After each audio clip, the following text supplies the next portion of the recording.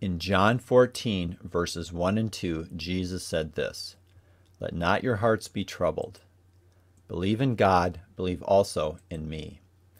In my Father's house are many mansions. If it were not so, would I have told you that I go to prepare a place for you?" In this video, you will see these verses fulfilled on the last day of the Feast of Tabernacles. When Jesus came to earth for the first time at his birth, a sign appeared on the Feast of Trumpets, heralding the coming of a king. The king planet Jupiter is in conjunction with Regulus, the king star, in the constellation of the king, Leo.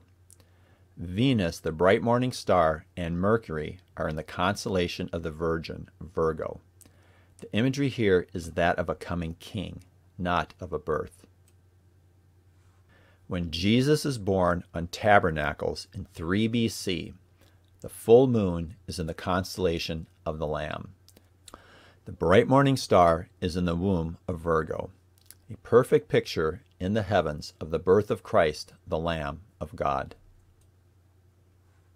This year, on the Feast of Trumpets, in the morning sky, we saw the coming of a king who is going to take back his kingdom from the ruler of this world, Satan. But before he takes his kingdom back, he comes for his bride. 30 days prior, the bright morning star was in the constellation of Cancer, representing heaven. It descended into the constellation of Virgo, who at the rapture is the bride of Christ, along with his archangel Michael, perfect imagery of Christ coming to get his bride. For the Lord himself will descend from heaven with a cry of command and with the voice of an archangel and with the sound of the trumpet of God. On the Feast of Trumpets, the new moon was in the constellation of the bride, who is about to be concealed. The new moon on the Feast of Trumpets is known as Yom HaKesah. It means concealment. Jupiter, from the Revelation 12 sign, was and still is in the constellation of the fishes, Pisces, the Christian, waiting for the bridegroom to appear. If the last trump found in 1 Corinthians 15, 51 and 52 was intended to tell us the day of the rapture, it should have happened on the Feast of Trumpets. Paul's usage of the last trump here could have a different meaning. It could be indicating the trumpet will be blown on the last feast of the year, on the sacred or religious calendar, the Feast of Tabernacles. Trumpets is not a harvest feast, but Tabernacles is. The sacred Jewish calendar begins in the spring, in March or April each year. The first appointed time or feast is Passover. The last is Tabernacles. On the menorah, the center candle represents the Messiah. There's a theory that the feast days are being fulfilled from the outside to the inside. The feast days all point to the Messiah. The fulfillment of the feast days starts with Christ's birth in the fall. The next feast to be fulfilled is on Passover. That's Christ's death. Then on the Feasts of Unleavened Bread, Christ's burial. On First Fruits, Jesus' resurrection. And then the church age begins on Pentecost. And then at the rapture, which occurs on Tabernacles, the church age comes to an end. And then the second coming occurs on the atonement. And then there's a coronation on trumpets during the millennial kingdom. There's nothing in the Bible that says the feasts have to be fulfilled in order. Just because the first 4 are fulfilled in order doesn't mean the rest have to be. In fact, Jesus was born in the fall on Tabernacles, which makes what you see here a more likely fulfillment scenario. Tabernacles is a harvest feast. It's a required harvest feast and a meeting with God. In Jack Langford's book, The Pentecostal Rapture of the Church of Jesus Christ, he says this: "The 7th appointed time and the 3rd feast was on the 15th day of the same month and began the Feast of Tabernacles. This feast was celebrating the fall harvest and was therefore also called the Feast of Ingathering, because at this time they had completed or were completing the final ingathering of the crops of the land.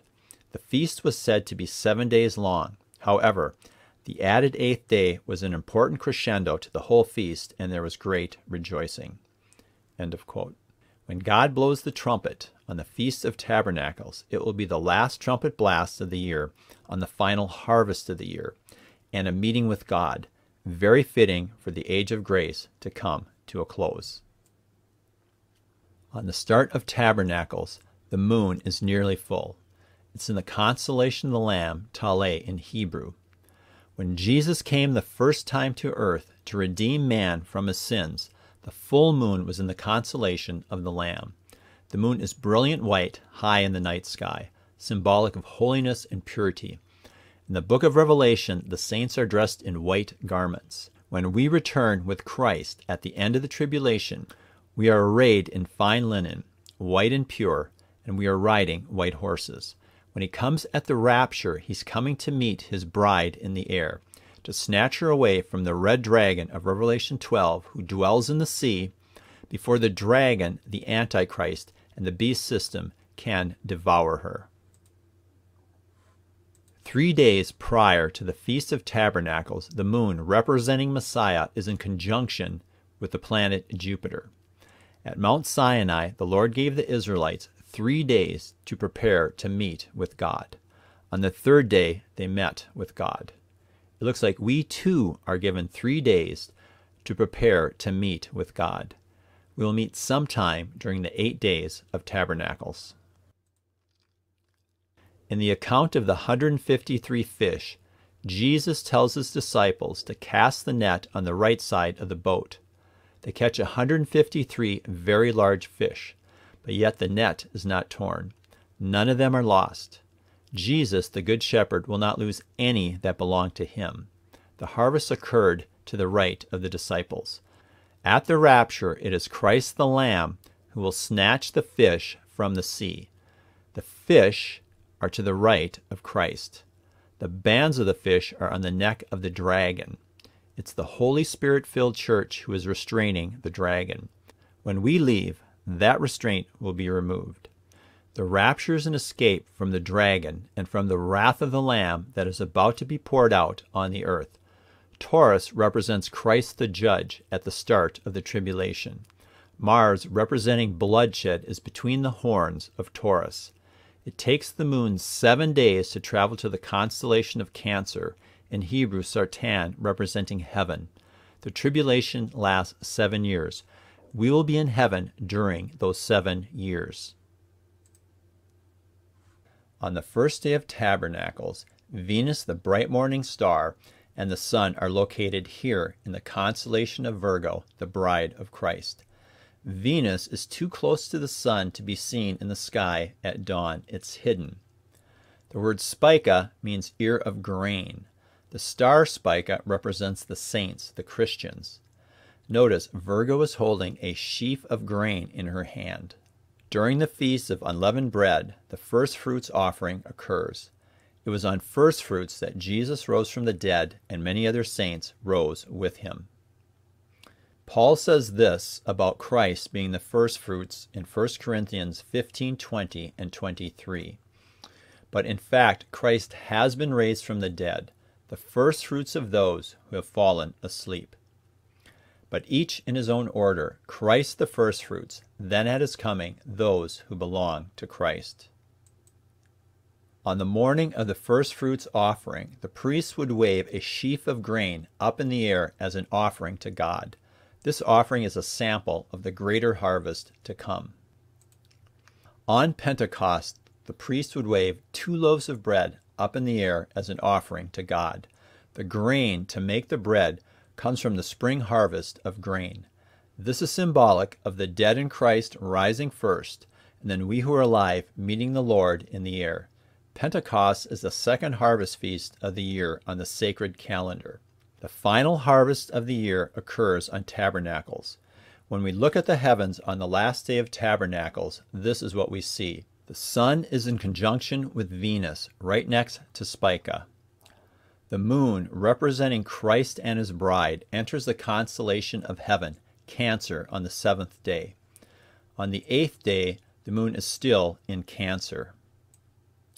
The Sun and Venus are in the same location as the new moon was on the Feast of Trumpets. This is the exact same location as Jupiter was when the Revelation 12 sign reached its fulfillment. The ancient rabbis believed the sun represented God in all his glory, the moon the Messiah. Just like one cannot look directly into the sun, one can look at the moon, which is God's reflected light. Jesus said this in John 14, 1-3. Let not your hearts be troubled. Believe in God, believe also in me. In my Father's house are many mansions. If it were not so, would I have told you that I go to prepare a place for you? And if I go and prepare a place for you, I will come again, and I will take you to myself, that where I am, you may be also. On the last day of Tabernacles, Shemini Atzeret, we see Jesus the bridegroom and his bride are with the Father. And in the Father's house are many mansions. We are finally home. Thanks for watching.